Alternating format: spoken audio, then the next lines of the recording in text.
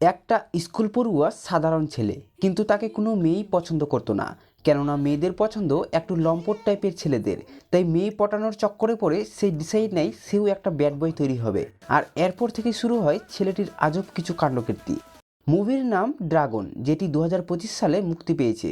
তো গল্পটি শুরু হয় 2014 সালে। ডি রাঘবন নামে একটি ছেলে, যে কিনা দ্বাদশ শ্রেণীর বোর্ড পরীক্ষায় 96% নাম্বার পেয়ে গোল্ড মেডেল দিয়ে সম্মানিত পায় এবং সে ইঞ্জিনিয়ারিং পড়ার জন্য ভালো একটা কলেজে অ্যাডমিশনও পেয়ে যায়।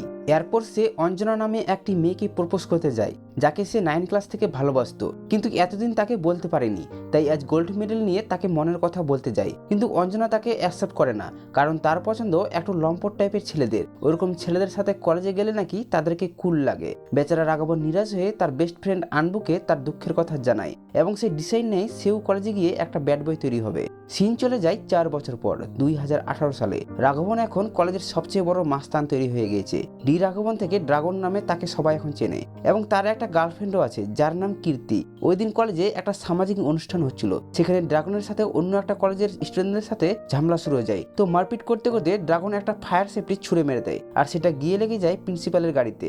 ব্যাস, প্রিন্সিপাল তাকে সাসপেন্ড করে দেয়। কিন্তু কীর্তি আর ড্রাগনের বন্ধুরা মিলে প্রিন্সিপালকে অনেক অনুরোধ করে, তাই প্রিন্সিপাল তাদের কথা শুনে ড্রাগনের সাসপেন্ড বাতিল করতে চায়, কিন্তু একটা শর্ত দিয়ে। শর্তটা হলো ড্রাগনকে এখন থেকে প্রত্যেকদিন ক্লাসে উপস্থিত থাকতে হবে, তাহলে তাকে পরীক্ষায় বসতে দেওয়া হবে। আর এই শর্ত ড্রাগন মানতে পারবে না, তাই সে নিজেই কলেজ ছেড়ে দেয়। এরপর সিন চলে আসে 2 বছর পর 2020 সালে। কলেজের প্রিন্সিপাল নতুন ছাত্রদের ড্রাগনের ছবি দেখায় এবং ড্রাগনের কাণ্ডকীর্তি সম্পর্কে সবাইকে শোনায়, আর সবাইকে বলে কেউ যেন এই ড্রাগনের মতো তৈরি না হয়। কিন্তু তাদের মধ্যে একজনের ড্রাগনের চরিত্রটা ভালো লেগে যায় এবং সে জানতে চায় যে ড্রাগন এখন কি করছে। তো চলুন আমরাও জেনে আসি যে ড্রাগন বর্তমানে কি করছে। সে অফিসে যাওয়ার জন্য তৈরি হচ্ছে, তার বাবা তার জুতো পালিশ করে দিচ্ছে, মা খাবার খাইয়ে দিচ্ছে। এইসব দেখেই বোঝা যায় তার মা বাবা ড্রাগনকে কতটা ভালোবাসে।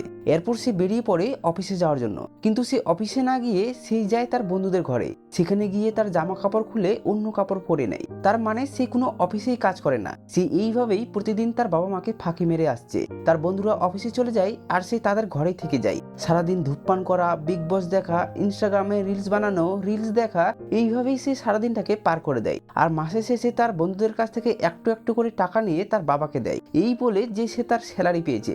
আবার ওই টাকা কোনো কিছুর বাহানা দিয়ে ফেরত নিয়ে তার বন্ধুদের ঘুরে দেয়। আর এই সব দেখতে দেখতে একদিন তার এক বন্ধু তাকে বলে যে সে বাড়িতে এইভাবে ফাঁকি না মেরে একটা ডেলিভারি বয়ের কাজ করলেই তো পারে, কিন্তু ড্রাগন এই নিম্নমানের কাজ করবে না। এরপর সন্ধ্যাবেলা ড্রাগন তার গার্লফ্রেন্ড কীর্তির সঙ্গে কফি শপে দেখা করতে যায়। কীর্তি তাকে বলে যে তাকে আর ছেলে দেখতে এসেছিল, আর ছেলেটি অনেক ভালো হয়, কীর্তি তাকে রিজেক্ট করতে পারেনি। আর এই কথা শুনে ড্রাগন রেগে যায় আর কীর্তির উপর চিল্লাতে শুরু করে দেয়। কীর্তিও তাকে বলে দেয় যে সে তার জন্য 2 বছর ধরে অপেক্ষা করেছিল, কিন্তু আজ পর্যন্ত সে কোনো কিছু করার চেষ্টা না করায় কীর্তি তাকে আর ছাড়তে বাধ্য হয়েছে। বেচারা ড্রাগন ভাঙ্গা মন নিয়ে তার বন্ধুদের ঘরে আসে আর ভাবতে থাকে সেও একটা চাকরি করবে, কিন্তু তার জন্য তো ডিগ্রির প্রয়োজন। এই কথা ভাবতে ভাবতে পরদিন ক্রিকেট খেলার মাঠে তাদের কাছে গৌতম নামে একটা ছেলে আসে এবং সেও তাদের সাথে ক্রিকেট খেলতে আগ্রহী। তো খেলতে খেলতে তাদের মধ্যে একটা ভালো বন্ধুত্ব জমে যায়। তাই গৌতম খুশি হয়ে তাদের সবাইকে তার বাড়িতে পার্টি দেওয়ার জন্য আমন্ত্রণ দেয়। গৌতমের জীবনযাত্রা দেখে সবাই তার প্রশংসা করতে থাকে আর সে একটা ভালো কোম্পানিতেও কাজ করে। তখনই গৌতম ড্রাগনকে চিন্তিত দেখে তার কাছে যায় এবং তার দুঃখের সব কথা শোনে। তারপর ড্রাগন তাকে বলে যে তারও ইচ্ছে ছিল একটা ভালো কোম্পানিতে কাজ করার আর ভালোভাবে জীবনযাপন করার, কিন্তু তার ডিগ্রি নেই।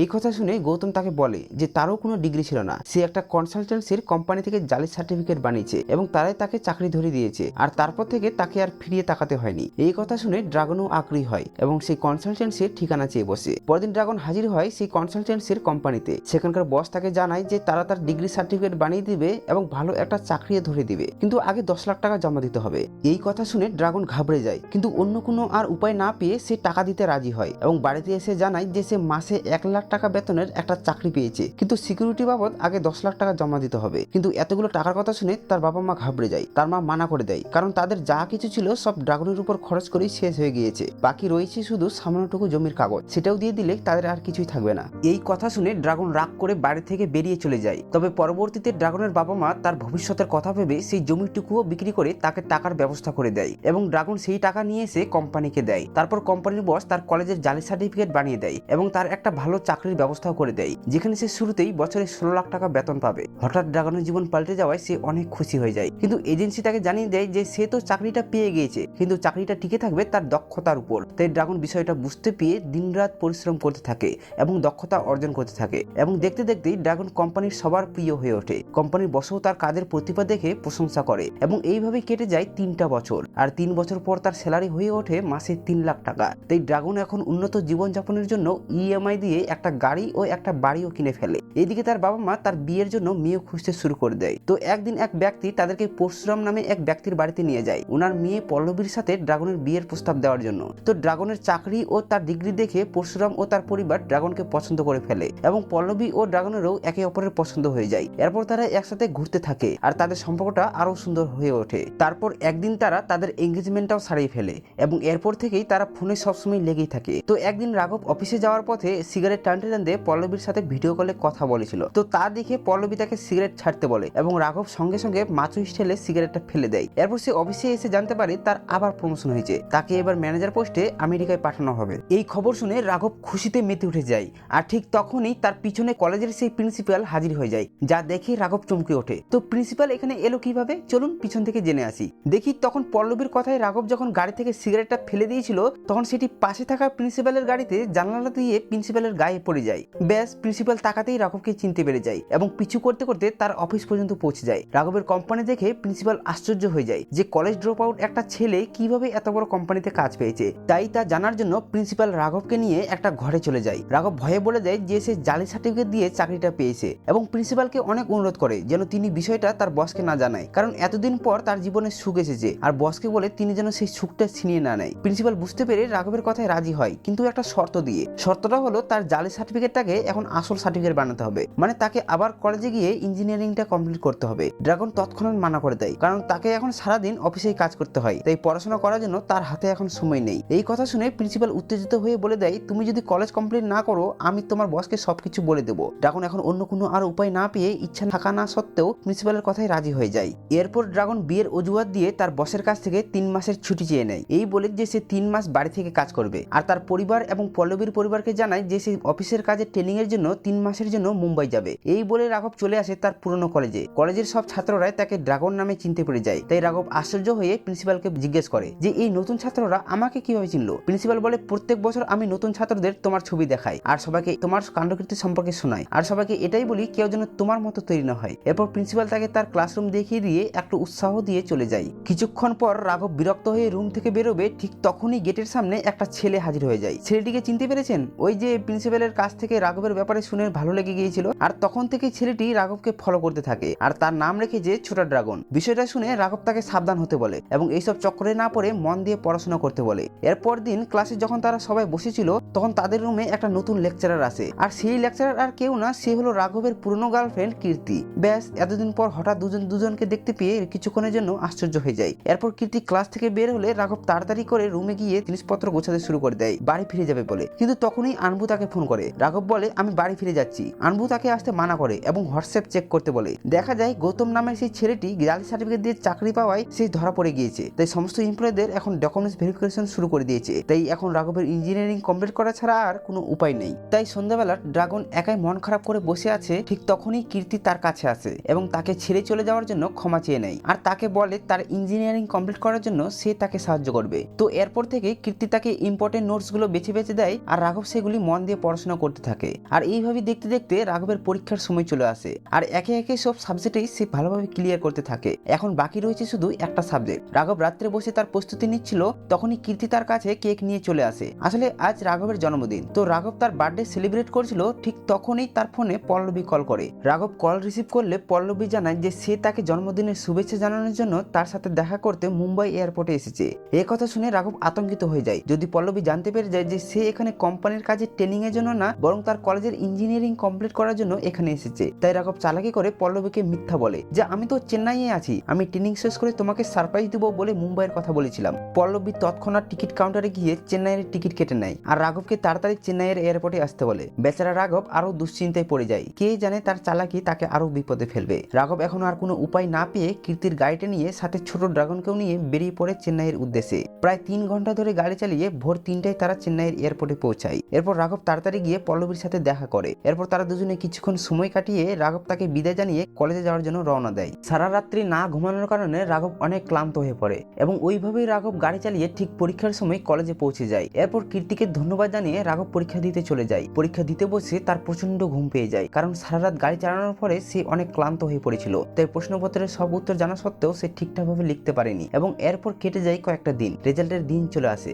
দেখা যায় রাঘব পরীক্ষায় পাস হয়ে গিয়েছে। তাই সে অনেক খুশি হয়ে যায় এবং স্বস্তির নিঃশ্বাস ফেলে। এরপর তারপর দিনেই রাঘব প্রিন্সিপালকে ধন্যবাদ জানায় এবং বিয়ের নিমন্ত্রণ দিতে আসে, আর তা দেখে প্রিন্সিপালও খুব খুশি হয়। এরপর কয়েকদিন পর বিয়ের আগের দিন রাঘব তার জুনিয়র ছোট ড্রাগনকে আতঙ্কিত হয়ে কোথাও যেতে দেখতে পায়। রাঘব তাকে থামিয়ে জিজ্ঞেস করে যে সে এত চিন্তিত হয়ে কোথায় যাচ্ছে। ছোট ড্রাগন বলে, আমার এক বন্ধু একটা বিষয়ে ফেল হওয়ায় সে সুসাইড করার চেষ্টা করেছিল, তাকে দেখতে যাচ্ছি। এই কথা শুনে রাঘবও তার সাথে যেতে চায় এবং গিয়ে দেখে সত্যি ছেলেটির খুবই করুণ অবস্থা। তার আর্থিক অবস্থা ভালো না। তার গুগল কোম্পানিতে জব করার ইচ্ছা ছিল, কিন্তু সেই ইচ্ছাটাও আর পূরণ হলো না। এটা শুধুমাত্র একজনের ভুলের কারণে তার আজ এই অবস্থা হলো। রাঘব বিষয়টা ভালোভাবে জানতে চাইলে ছেলেটি তার উত্তরপত্রটা দেখায় আর বলে এর উপরে পাতাটা শুধু তার লেখা আর বাকিগুলো তার না। রাঘব তখন সেই উত্তরপত্রটা দেখলে বুঝতে পারে যে এই উত্তরের সেটটা আর কারণ না, বরং রাঘবের নিজের লেখা উত্তরের সেট। ওই দিন রাঘব পরীক্ষার শেষে বুঝতে পেরেছিল যে এই পরীক্ষাটা তার ভালো হয়নি, তাই সে এজেন্সিকে ফোন করে একটা বিষয়ে পাস হওয়ার জন্য সাহায্য চেয়েছিল। এরপর দেখা যায় কলেজের একজন কর্মচারী রাঘবের উত্তরের সেট ওই ছেলেটার সাথে বদলে দিয়েছিল,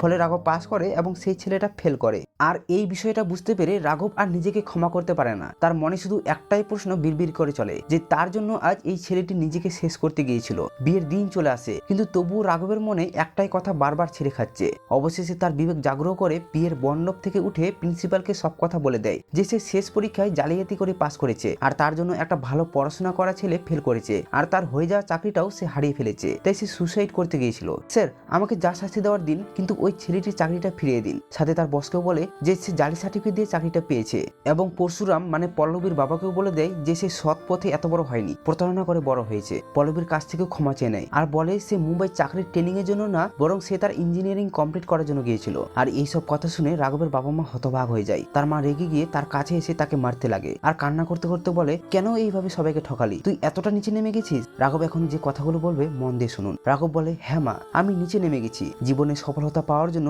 যে কোনো কিছু করতে রাজি হতাম, কিন্তু কারো জীবন নষ্ট করে সফল হবো এতটা নিচে নেমে যাওয়ার মতো তোর ছেলে না। এরপর রাঘব পুলিশের কাছে গিয়ে ধরা দেয় এবং তার 6 মাসের জন্য জেল হয় আর সেই ছেলেটিকে গুগলের চাকরিটা পাইয়ে দেয়। রাঘবের বিয়ে, বাড়ি, গাড়ি সবকিছু তার জীবন থেকে হারিয়ে গেল। এরপর কয়েকটা বছর কেটে যায়। একদিন হঠাৎ প্রিন্সিপালের মেয়ে, যার নাম হরিণী, কিছু অর্ডার দিয়েছিল আর সেটি দিতে আসে রাঘব, মানে সে এখন ফুডি ডেলিভারি বয়ের কাজ করে। প্রিন্সিপাল রাঘবকে চিনতে পেরে যায় এবং জিজ্ঞেস করে সে কেমন আছে। রাঘব বলে, ওই দিন সত্যটা না বললে হয়তো জীবনটা সাকসেস হয়ে যেত, কিন্তু মনে শান্তি পেতাম না, কিন্তু এখন আমি সুখে আছি স্যার। প্রিন্সিপাল বলে, তুই জেলে যাওয়ার পর আমি ভেবেছিলাম সবকিছু শেষ হয়ে গিয়েছে। রাঘব বলে, আমিও এটাই ভেবেছিলাম, কিন্তু 6 মাস পর রাঘবের বেলের দিন তার বাবা তাকে আনতে যায়। তার বাবা তাকে তাদের সেই পুরনো বাড়িতে আবার নিয়ে আসে। তার মাকে ডাক দেয় এবং রাঘবকে খেতে দেওয়ার কথা বলে। রাঘব এত কিছু করার পরেও তার বাবা তাকে কিছু না বলায় রাঘব তার বাবাকে বলে, বাবা, সবচেয়ে বেশি দুঃখ তো আমি তোমাকেই দিয়েছি। সত্যি বলতে সবচেয়ে বেশি রাগ তো তোমাকেই করা উচিত। তুমি আমাকে মারো, গালি দাও, কিন্তু এইভাবে ভিতরে ভিতরে নিজেকে কষ্ট দিও না। এবার তার বাবা তাকে বলে, ছোটবেলায় একটা দৌড়ের প্রতিযোগিতা হয়েছিল, সেখানে একটা ছেলে জেতার জন্য আমাকে ধাক্কা দিয়ে পার হয়ে গিয়েছিল। সেই ঘটনার জন্য আমি এখনো ভালোভাবে হাঁটতে পারি না, কিন্তু তুই ওইরকমটা করিসনি, এটা ভাবে আমার অনেক খুশি হচ্ছে। ওই ছেলেটার সাথে কিছু খারাপ না হয়ে যায়, ওই কারণে তুই নিজের ভুল স্বীকার করেছিলি। তখনই আমি নিজেকে তোর বাবা হয়ে গর্ব অনুভব করেছিলাম। তুই আবার উঠে দাঁড়া, তোর বাবা আছে তোর সাথে। এই কথা শুনে রাঘব আর নিজের চোখের জলকে ধরে রাখতে পারে না। সে কান্না করতে করতে তার বাবাকে জড়িয়ে ধরে। সিন আবার ফিরে আসে। রাঘব প্রিন্সিপালকে বলে যে তারপর থেকে আমি আবার নতুনভাবে জীবন শুরু করেছি এবং সব কাজ এখন সততার সাথেই করি। রাঘব এখন ফুড ডেলিভারির পাশাপাশি কলেজেও পড়াশোনা শুরু করেছে। এরপর কয়েকদিন কেটে যায়। একদিন হঠাৎ রাঘব ডেলিভারির কাজ সেরে বাড়ি ফিরে দেখে প্রিন্সিপাল তার বাড়িতে এসেছে ওনার মেয়ের সাথে রাঘবের বিয়ের প্রস্তাব নিয়ে। রাঘব প্রথমে তো মানা করে দেয়, কিন্তু পরে ওনার মেয়ে হরিণীকে দেখে ঝটপট রাজি হয়ে যায় এবং এইভাবেই হ্যাপি এন্ডিং এর মাধ্যমে গল্পটা এখানেই সমাপ্ত হয়। তো গল্পটিতে অনেক এন্টারটেনমেন্ট আছে, হাস্যকর ঘটনাও আছে এবং শেষের দিকে শিক্ষণীয় বিষয়টাও আছে। তো ভিডিওটি আপনাদের কেমন লেগেছে তা কমেন্টে জানান, আর ভালো লাগলে লাইক করতে ভুলবেন না। দেখা হচ্ছে পরের ভিডিওতে।